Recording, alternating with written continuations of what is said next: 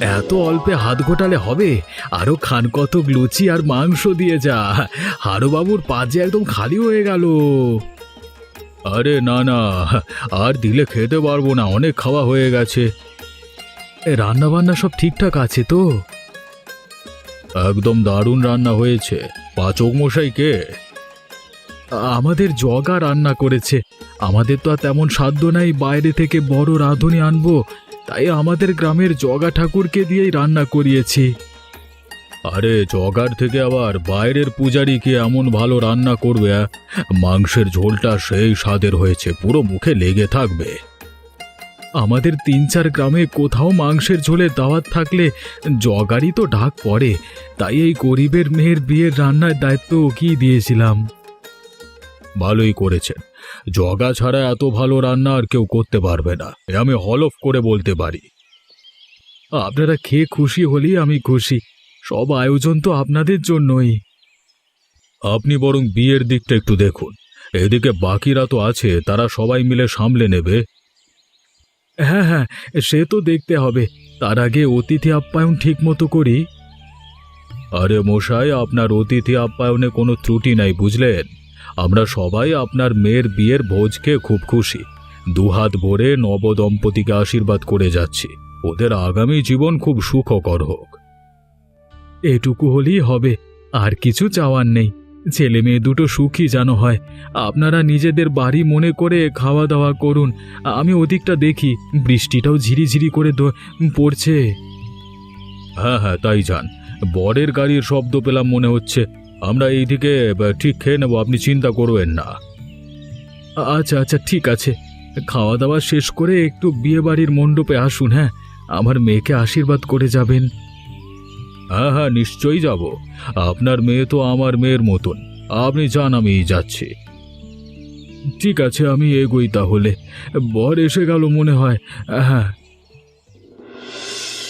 আরে ঠাকুরপো, এসো এসো, ভিতরে এসো। এতক্ষণে তোমাদের আসার সময় হলো? কিরে কানন, তুই তো আগে আসতে পারতিস। আসলে দিদি, তোমার ভাইয়ের তো অনেক কাজ থাকে, শুধু ঘুরে বেড়ালেই চলে না। বাড়ি গাড়ি সব কাজে চলে গিয়েছিল। তুমি তো জানো আমি আবার গাড়ি ছাড়া কোথাও যেতে পারি না। এই তো মিনিট 10-এর রাস্তা কানন, চাইলে তো হেঁটেও আসতে পারিস। কি যে বলো দিদি, এত ভারী গয়না পরে আমি রাস্তা দিয়ে হেঁটে আসবো? তাছাড়া আমার তো একটা মান সম্মান আছে নাকি? চলো ঠাকুরপো, চল কানন, পাখির কাছে চল।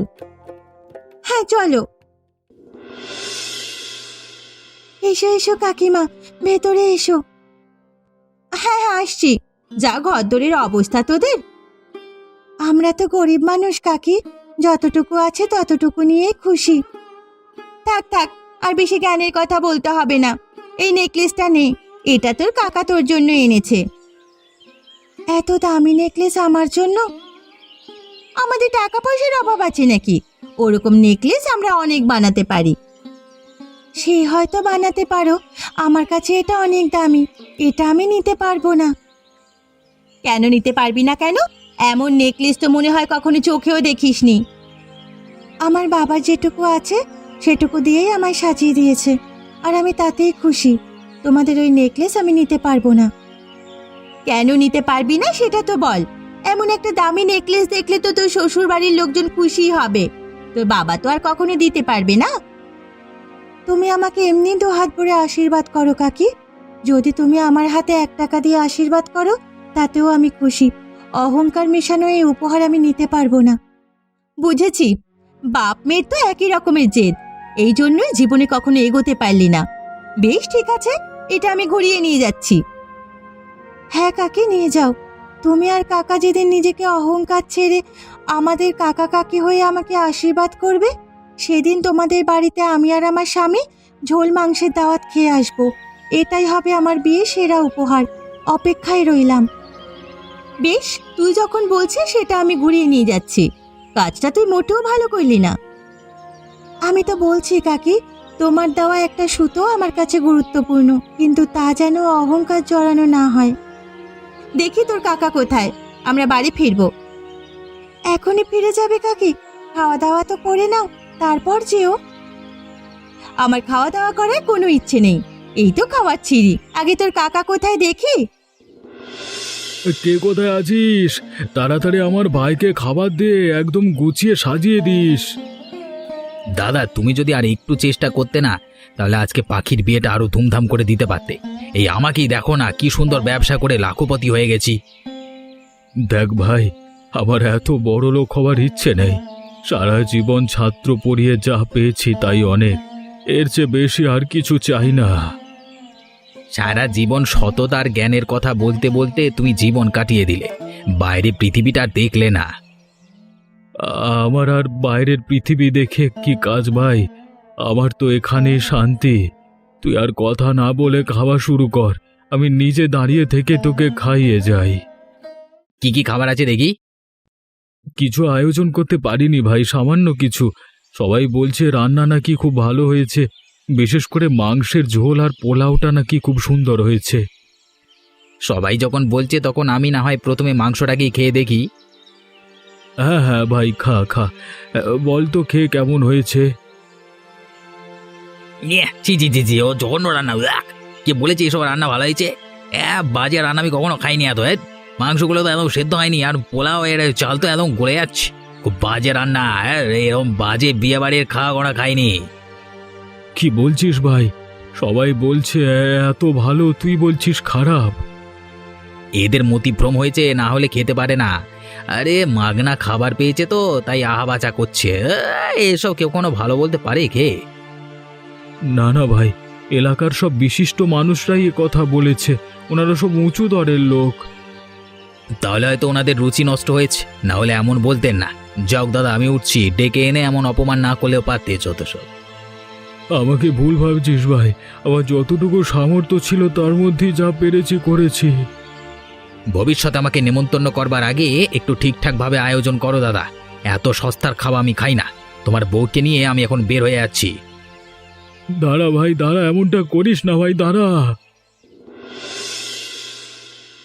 মায়ের খাওয়া হয়ে গেছে? মাকে তো দেখছি না।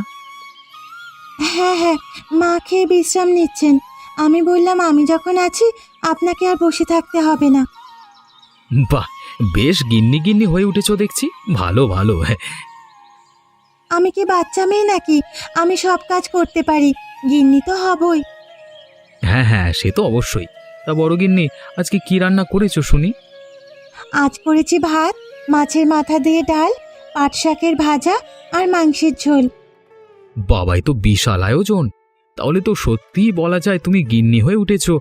এত কিছু আয়োজন যখন একা হাতে সামলাতে পেরেছো, সংসারটাও নিশ্চয়ই সামলাতে পারবে।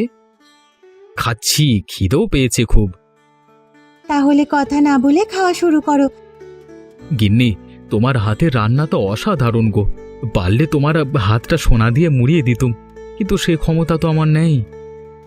তাতে কি হয়েছে? সোনায় মোড়া হাতে নেই আমি তোমার জন্য রান্না করতে পারবো, তার থেকে আমার এই হাত ভালো। আমি তো শুনেছিলাম বিয়ের আগে নাকি তুমি এ গাছ থেকে ও গাছে লাফিয়ে বেড়াতে, তাহলে এত সব রান্না শিখলে কখন? কেন, আমি শুধু লাফিয়ে বেড়াতাম বুঝি? মায়ের হাতে হাতে সব কাজই করে দিতাম, তাই তো এত কাজ শিখতে পেরেছি। নমুনা তো আমি দেখতেই পাচ্ছি। নমুনা কি খারাপ? আমি কি খুব খারাপ কাজ করছি? একদমই না, তোমার মতো গিন্নি মানুষ কি আর ভুল কাজ করতে পারে? মজা করছো তুমি আমার সঙ্গে? তোমার সঙ্গে মজা করব আমার ঘাড়ে কটা মাথা? তুমি বরং আমাকে একটু ভাত আর মাংসের ঝোল দাও দেখি, খাসা হয়েছে। হ্যাঁ হ্যাঁ, এই নাও, তোমার জন্যই তো রান্না করা।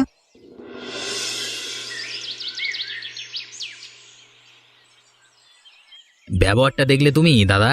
সবার সঙ্গে একসঙ্গেই খেতে বসিয়ে দিয়েছিল আমাকে। শুধু তোমায় না হয় খেতে বসেছিল, আমার সঙ্গে কি কম খারাপ ব্যবহার করেছে? তোমার আবার কি হলো? কি করতে বাকি রেখেছে সেটা বলো। একটু সহজ করে বলবে, এত ভূমিকা না করে। তোমার ভাইজি তোমার দেওয়া নেকলেস নেয়নি, বলে কিনা ওটা নাকি আমাদের অহংকারের উপহার। এইটুকু মেয়ে গুরুজনদের কিভাবে সম্মান দিতে হয় জানি না। আমিও ইচ্ছে করে খাবারগুলোকে খারাপ বলে দাদাকে সবার সামনে নিচু করেছি। বেশ করেছো, নিজেদের যখন সামর্থ্য নেই তখন কে বলে আমাদের ডাকতে? ডাকলে কিভাবে আপ্যায়ন করতে হয় সেটাও জানে না। আমাকে কি আর 5টা মানুষের মতো পেয়েছে নাকি? সবার সঙ্গে একই পঙ্গিতে খেতে বসতে যাবো? এই, খেতে পাই না নাকি আমি? হ্যাঁ, দাঁড়াও দাঁড়াও, কিছুদিন যেতে দাও। মাত্র তো মেয়েটার বিয়ে হলো। বুড়ি বুড়ি কোথায় যায় আমিও দেখব। তোমার দাদা বৌদিকে ঘুরে ফিরে আমাদের কাছেই আসতে হবে। সেই অপেক্ষাই করছি। দেব তখন ধোতা মুখ ভোতা করে আমাকে অপমান, দেখবো এত জেদ কোথায় যায়। এইটুকু মেয়ে, সে নাকি আমার সঙ্গে মুখে মুখে তর্ক করে। দাঁড়াও দাঁড়াও, সব হিসেব তোলা রইল, সময় হোক ঠিক জবাব দেব। এসো এসো বাবা জীবন, খেতে বসো। হ্যাঁ বাবা, সেই সকাল থেকে তোমার শাশুড়ি মা রান্না করে যাচ্ছেন শুধু তোমাকে যত্ন করে খাওয়াবে বলে। শুধু আমি নয় বাবা, তোমার শ্বশুর মশাই সেই সকাল থেকে বাজারে গিয়ে বেছে বেছে মাছ মাংস সবজি সব কিনে এনেছেন। ও এমন কিছু নয় বাবা, আমাদের যা সামর্থ্য তার মধ্যে যতটুকু করতে পেরেছি তাই করেছি। তুমি যদি খুশি হও তাহলে অল্প আয়োজন সার্থক হবে। এটা কি আপনার অল্প আয়োজন বলে মনে হয় বাবা? বিশাল আয়োজন, কত রকমের পদ করেছেন মা। কোথায় আর করতে পারলাম বাবা, তুমি আমাদের একমাত্র মেয়ের জামাই। স্বাদ হয় অনেক কিছু করার, কিন্তু উপায় কই বলো? আপনি যা করেছেন মা, এটা অনেক বেশি, আর কিছু চাই না। পাখি, তুমিও খেতে বসো। মা বাবা আপনারাও একসঙ্গে বসুন। তা কি কখনো হয় নাকি বাবা? তোমাকে না খাইয়ে আমরা কি খেতে পারি? তা বললে তো হবে না বাবা, আমাকে যদি বাড়ির ছেলেই ভাবেন, আমি যা বলছি সেটা করতে হবে। আপনারা না খেতে বসলে আমিও বসবো না। আমি বসে পড়লে তোমাকে কি পরিবেশন করবে বাবা? আপনি সব তরকারি মাঝে রাখুন, আমরা সবাই চামচ দিয়ে নিয়ে খেয়ে নেব। তোমার জামাই যখন এত করে বলছে তখন বসে পড়ো তো। মা, আর দেরি করবেন না, কত খিদে পেয়েছে বলুন তো, কত দূর থেকে এসেছি। বসে পড়ুন, বসে পড়ুন। আর লজ্জা পেয়ে লাভ নেই গিন্নি, বসে পড়ো। জামাই তো আমাদের ছেলেই, লজ্জা পেয়ে কি লাভ? জামাই যখন চাইছে সবাই একসঙ্গে খাবো, তখন আজকে আমরা সবাই একসঙ্গে খাবো। মা, আমার জন্যই মাছের মাথা দিয়ে মুড়ি ঘন্ট করেছেন তো? হ্যাঁ বাবা, তোমার যে খুব প্রিয় তা আমি জানি। কে বলো দেখিনি কেমন হয়েছে? তার আগে ওটা দিয়ে খাওয়া শুরু করি। এই নাও মুড়ি ঘন্ট, কে বলো দেখি। দারুণ মা, দারুণ, আপনার রান্নার কোনো জবাব নেই। এই নাও বাবা মাছের কালিয়া, সব খেয়ে উঠতে হবে কিন্তু, না খাইয়ে ছাড়বো না। বেশ বেশ। আচ্ছা বাবা শোনো, আমার বোন মানে পাখির পিসি কালকে দুপুর বেলায় তাদের বাড়িতে তোমাদের মাংসের ঝোল ভাত খাওয়ার দাওয়াত দিয়েছে। আমাদেরও যেতে বলেছে বটে, আমার মনে হয় কালকে কাজ পড়ে যাবে। পাখি তোমাকে নিয়ে যাবে, বাড়ি বেশি দূরে নয়। যেও বাবা, অনেক আশা নিয়ে ডেকেছে। অবশ্যই যাব, যদি পাখি নিয়ে যায়। নিশ্চয়ই নিয়ে যাব। আকাশবাবু চললেন কোথায় এই ভর সন্ধেবেলায়? ব্যবসার কাজে যাচ্ছি। সেদিন আপনার ভাইজির বিয়েতে খেলাম, উফ কি দারুণ আয়োজন। খেয়েছেন খেয়েছেন, আমাকে এত শোনানোর কি আছে? আরে আপনাকে শোনাচ্ছি কোথায়, নিজের ভাইজি, আপনার তো নিজের ভাইজির বিয়ের ভোজ, এত ভালো হয়েছে না জানিয়ে পারলাম না। আচ্ছা হারুবাবু, ওই ভোজটাকে এত ভালো লাগলো। আপনি তো এই এলাকার গণ্যমান্য মানুষ, আপনি তো ঠিক ভুলটা বুঝতে পারবেন। কিসের ঠিক ভুল বলুন তো আকাশবাবু? ওটা কি আদবে ভালো রান্না হয়েছে? আমি তো কিছুই মুখে দিতে পারিনি। আপনারা সবাই মিলে বলছেন রান্না নাকি ভালো হয়েছে। কার কি দেখেছি তা তো আমি বলতে পারবো না, আমার তো খুব ভালোই লেগেছে। দিন দিন কি আপনার রুচি এত নিচে নেমে যাচ্ছে? এই খাবার আপনাদের ভালো লাগছে? আমাদের রুচি ঠিকই আছে আকাশবাবু, আপনি বরং আপনার মনটাকে পরিষ্কার করুন। টাকা আছে বলে সবকিছুকে নিচু চোখে দেখবেন না। আমাকে এভাবে অপমান করতে পারেন না। আপনি এই এলাকার সম্মানীয় ব্যক্তি বলে আপনি যে যে কাউকে অপমান করবেন, এটা কিন্তু আমি মেনে নেব না। আপনি যদি অন্যকে অপমান করেন আপনাকেও তো অপমানিত হতে হবে, তাই না আকাশবাবু? আপনার সঙ্গে কথা বলাই বেকার, আমার কাজ পড়ে আছে, রাস্তা ছাড়ুন তো। আপনার সঙ্গে এত বকে আমার লাভ নেই। এত অহংকার ভালো নয় আকাশবাবু, বিপদে পড়বেন সেদিন বুঝবেন। সে আমার ব্যাপারে আমি বুঝে নেব, আপনাকে আর কোনো জ্ঞান দিতে হবে না। রাস্তা ছাড়ুন তো, যত সব জোটে আমার কপালে, যত সব।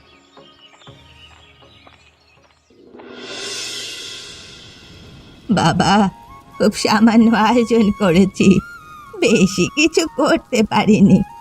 একা মানুষ থাকি তো, মাংসের ঝোল আর ভাতটুকুই করতে পেরেছি। ভালো করেছেন পিসিমা, এই মাংসের ঝোল আর ভাত এখন আমার কাছে সব থেকে বেশি সুস্বাদু। কয়েকদিন যা জোর খাওয়া চলছে, এখন এই পাতলা করে মাংসের ঝোল আর ভাত মুখের রুচি দিয়েছে। সত্যি বলছো নাকি আমার মন রাখার জন্য বলছো? সত্যি বলছি পিসিমা। এমন দিনে তোমাদের ডাকলাম যে বাইরে বৃষ্টি শুরু হয়ে গেল। এই ছোট্ট ঘরে তোমাদের যে বৃষ্টির মধ্যে অসুবিধে হচ্ছে তা আমি বুঝতে পারছি বাবা, কিন্তু তোমাদের এই গরিব পিসিমার থেকে আর বেশি কিছু করার ক্ষমতা নেই। এমন কেন ভাবছেন পিসিমা? আমি গ্রামের ছেলে, আমাদের বাড়িতেও জোর বৃষ্টি হলে ঘরের চাল অনেক সময় ফুটো হয়ে জল পড়ে। তোমরা হলে আমার মেয়ে জামাই, তোমাদেরকে যদি না যত্ন করে খাওয়াতে পারি, বসতে দিতে পারি, তবে কি আমার ভালো লাগে? আপনি ওসব না ভেবে আমাকে আর এক হাতা ভাত আর একটু মাংসের ঝোল দিন দেখি। যা সুস্বাদু রান্না হয়েছে, একদমই বৃষ্টির দিনেই দাওয়াত জমে গেছে। খাও খাও বাবা, তোমার জন্যই তো রান্না করা। তুমি খেয়ে খুশি হলে তবেই তো আমার খুশি। পিসিমা, আপনি পুরো আমার মায়ের মতোই রান্না করেন। মায়ের হাতের সেই স্বাদ আবার আপনার রান্নায় পেলাম। খেয়ে দিয়ে এখন একটু বিশ্রাম করো, বৃষ্টিটাও ধরুক, বিকেলে বরং বাড়ি যেও। ঠিক আছে, ঠিক আছে, তাই হবে ক্ষণ। ছেলে মেয়ে দুটো সে কখন খেতে গেল, এখনো তো ফিরল না। তুমি অত চিন্তা করো না, আসলে বাইরে বৃষ্টি পড়ছে তো, তাই হয়তো ওদের পিসিমা ছাড়েনি। ঠিক সময় হলে চলে আসবে। তা হবে হয়তো।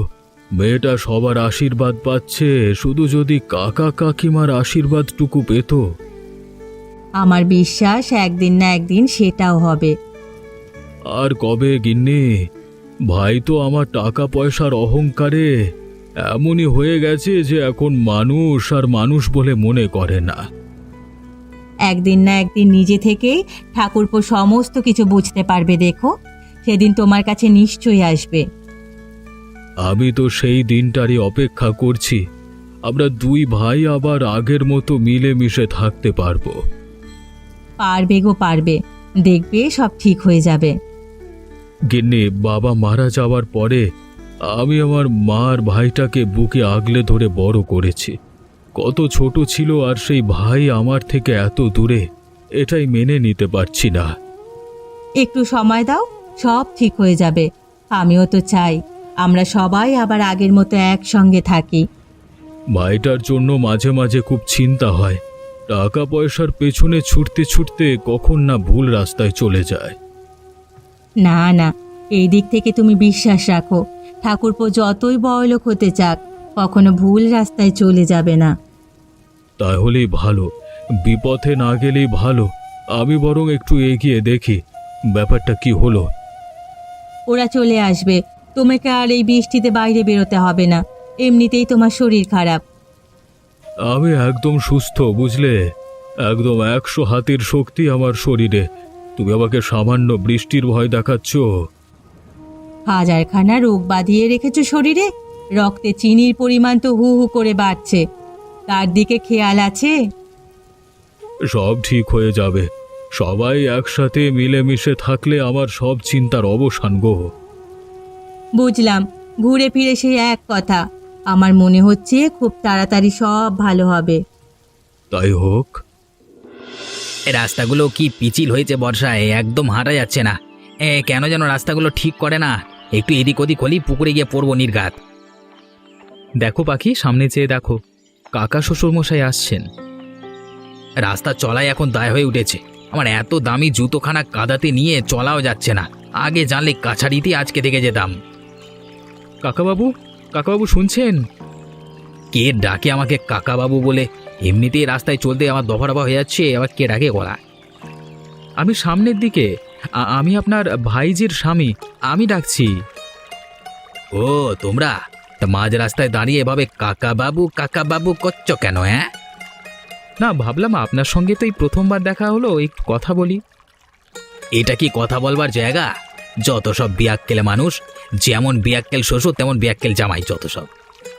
আপনি কিন্তু আমার শ্বশুর মশাইকে কিছু বলতে পারেন না। এই সরো তো, আমাকে যেতে দাও। মেলা বকছে আমার সামনে, সময় নষ্ট করছে, এগিয়ে যাই আমি, চলো। দেখলে পাখি কেমন চলে গেল। বাঁচাও, কে কোথায় আছো? বাঁচাও, আমি জলে ডুবে যাচ্ছি, বাঁচাও। কাকাবাবুর গলার আওয়াজ মনে হচ্ছে না, কি হলো দেখি তো পেছনে ঘুরে। উনি তো পা পিছলে মনে হয় পুকুরে পড়ে গেছেন। ওনাকে বাঁচাতে হবে, এখানে দাঁড়াও, ওনাকে তুলে আনছি। উনি মনে হচ্ছে সাঁতার জানেন না। দাঁড়ান কাকাবাবু, আমি আসছি।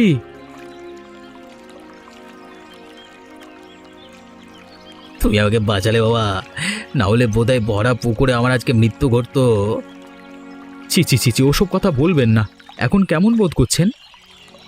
এখন আমি ঠিক আছি বাবা, আমি বুঝতে পেরেছি মানুষের থেকে বড় কিছু হয় না, টাকা পয়সা থাকলেই সব হয়ে যায় না। এতদিন আমি তোমাদের সাথে অনেক অন্যায় করেছি, আজকে আমি সব ভুল বুঝতে পেরেছি, আমাকে ক্ষমা করে দিও। মানুষ মাত্রই তো ভুল হয়, আপনি যে বুঝতে পেরেছেন এটাই অনেক। আপনাকে এখন বাড়ি পৌঁছে দিয়ে আসি।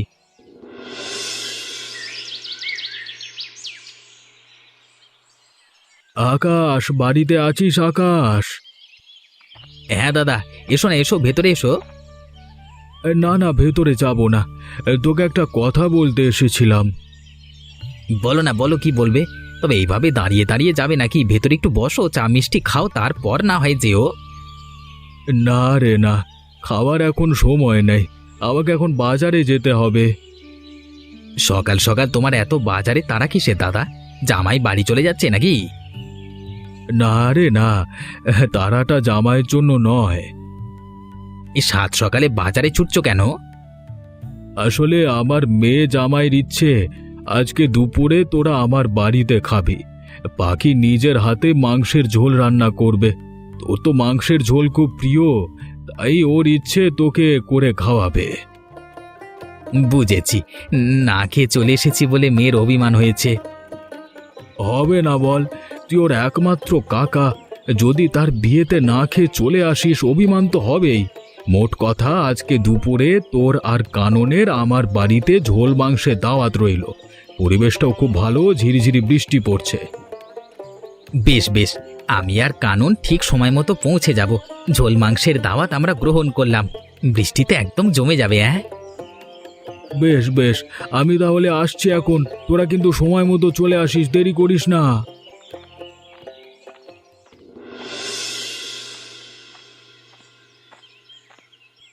ওমা, তোমরা চলে এসেছো? বসো বসো, দাঁড়িয়ে থেকো না, সে কখন থেকে তোমাদের জন্য অপেক্ষা করছি।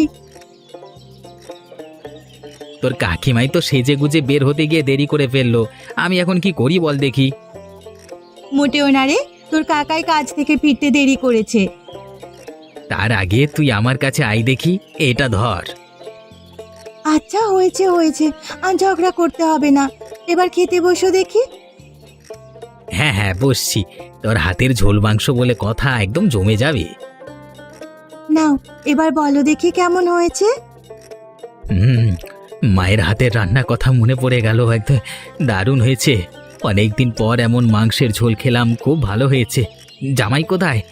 বাড়ির বাকিরাই বা কোথায়? হ্যাঁ, মা শরীরটা ভালো নেই, তাই জোর করে একটু শুইয়ে রেখে এলাম। খাওয়ার পরে দেখা করো। বাবা আর তোমার জামাই খুব জরুরি কাজ পড়ে যাওয়াতে একটু বেরিয়েছে, চলে আসবে। আচ্ছা আচ্ছা তাই বল। ততক্ষণ থেকে কাউকেই যে চোখে পড়ছে না। বৌঠানের আবার কি হলো?